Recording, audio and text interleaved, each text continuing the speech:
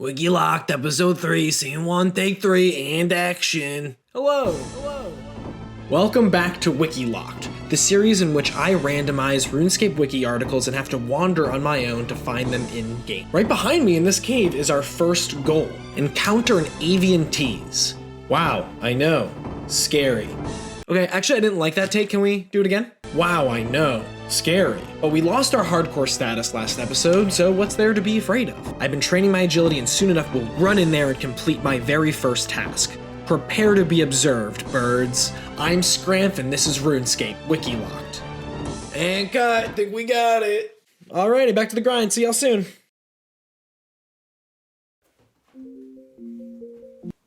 Hey, what's going on? No, I'm not up to anything. Yeah.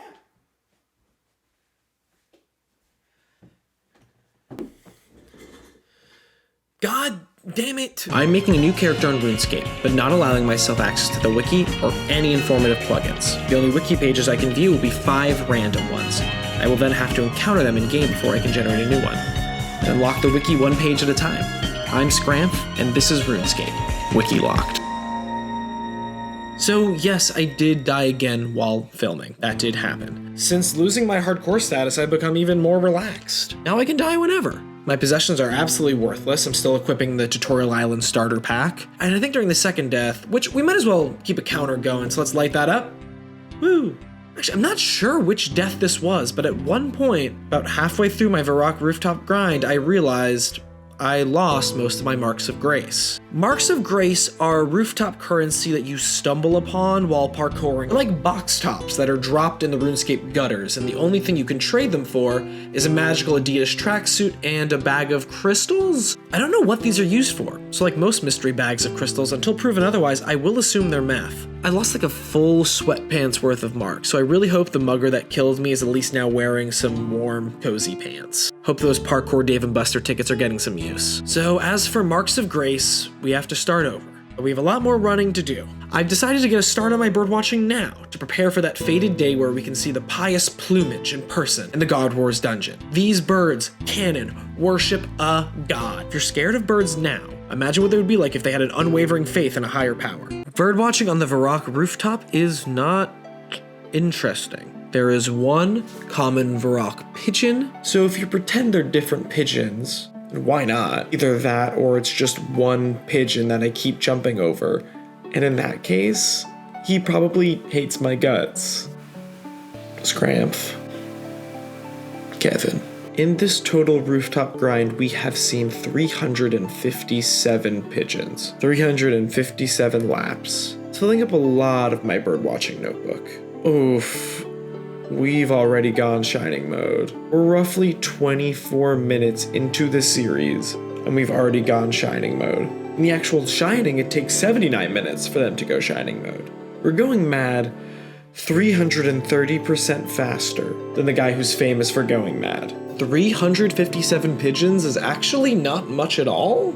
There's anywhere from 500,000 to 9 million pigeons here in New York City. 357 pigeons is nothing. There's more pigeons than that on the pigeon lady from Home Alone 2's Instagram close friends story.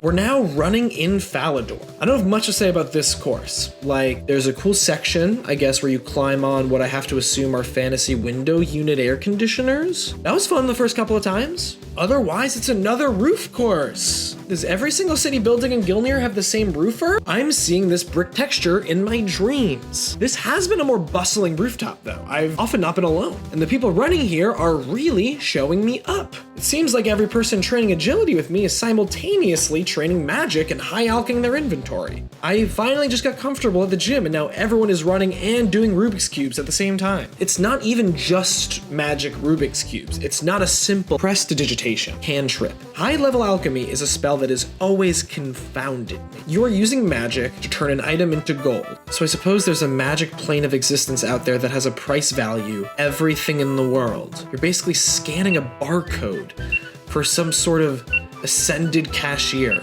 The world's not a sphere, it's a supermarket. Open your eyes. A plus side to spending more and more time hustling and bustling on the rooftops is that we're starting to get some random events. Getting a random event in RuneScape is like getting called to jury duty in the US, but instead of every couple of years, it's every couple hours, and instead of trying to grasp the complicated and twisted legal system, you instead do puzzles that are the digital equivalent of putting wooden cubes into the cube hole. A bunch of wacky characters know your every location, and no matter where you are, including running on top of a multifamily home, they will find you and serve you. You do not have to accept, you can always send them on their way, but you get some nice prizes if you say yes. My first ever random event is a beekeeper who somehow does not know how to assemble a hive. A hive that has 4 parts at that, an IKEA brand beehive. But I can relate to being out of your element at work. Beekeeping is a job that I would not want to be out of my element at. But good for him. I guess he found a way to put off having to learn or do his duties by teleporting to random strangers and hoping they'll be able to help. Like a kid that just really needs someone to do his math homework. Seems like more work, but hey, you do you. And he did give me some stylish beekeeping shoes, which I feel like footwear this white and minimalist would cost like $10,000 in real life and would fit right in at Fashion Week. We've built back up a stash of marks again, so we might as well buy another piece of clothing. This agility outfitter is located in a very normal shopping location, through a secret compartment in a bar in a secret rogue hideout, complete with a mile-long death trap course. You immediately see the course upon entering. You immediately see a spinning blade upon entering. It's like if Jigsaw was the executive producer of Wipeout in there. Imagine the rent for this baby. There's Grace's Graceful Clothing Boutique. I decided to start off with a cape because that definitely wouldn't help you run faster. I wish the world saw capes in the same way as RuneScape, because in RuneScape, they are necessary for your outfit. Dude, are you ready to hit the town tonight? I don't believe Falador is ready for the boys. No, they are not. Just let me put on some more clothes. Yeah, dude, you're looking good. Yeah, but we have so many more open inventory slots. You're not gonna wear a cape? No, I don't think it's necessary. What are you talking about? Look at this. Huh? Look how big of an improvement that is, huh? Falador isn't ready for Tony in the cave. Well, and gotta have some jewelry. Got my rings and my chain. And don't forget the head slot. Got a style plus 90 fit here, dude. You jealous? No, man. you look like someone that smells counterfeit pocket watches. You look like your name is Cumberland Hastings or some shit. You look like if Father Time gave up in his mid-20s. You look like a character straight out of a Disney Channel original movie where like a young boy and a British lord swap bodies. You look like, and on my end, I feel like the cape is not helping either, because when I start doing laps with it, I fall off the roof so often I very nearly die for the 3rd time. We keep on moving and we keep on being lapped by people scanning and skipping, and the really only eventful thing that happens are the random events. There's nothing else to do but be visited by the wacky cast of characters that seems straight out of a local theater troupe production of a murder mystery. Like someone named Rick Turpentine approached me and wanted to repay me for the crimes he committed. The only thing I can think of is being murdered, so if he wants to take credit for that, I accept. And I get 600 coins, which is definitely more than my life insurance policy at this point. There's no way the name Rick Turpentine isn't the pen name for an author of both political thrillers and equestrian romance books. We're visited by a drunken dwarf who comes bearing gifts of beer and kebab. Which, okay, hell yeah. Stuff like this really wants to make me live in the worlds of Gunelnor. Just like a chance of every couple hours a drunk party pal comes and checks on you and makes sure you're having a snack? Absolutely. I salute the members of the snack corps. Ooh, but is he good to be teleporting in his state? Should you be teleporting while under the influence? Hey, if you've been drinking, don't teleport. Call a spirit tree. Walk to a nearby fairy ring. Use public transportation. The more you know. So we run. And run. And then finally, level 60. I did it. We did it. Let's go to the bank for the very first time, still wearing our tutorial island outfit. Except our calves are now absolutely busting through the pants. We are 60 agility, 1s for everything else except thieving, which I leveled up during some reshoots from the last episode. Oh, and I got an attack level?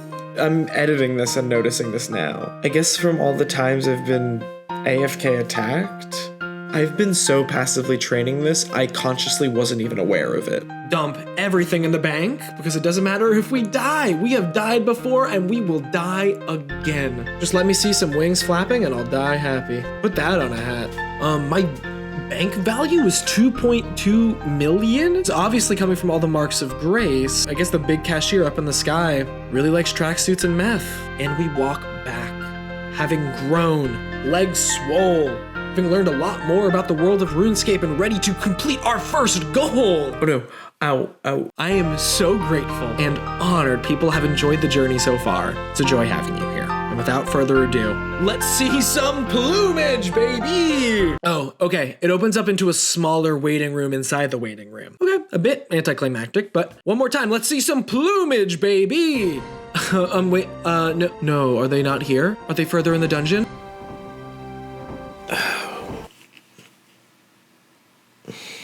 God damn it!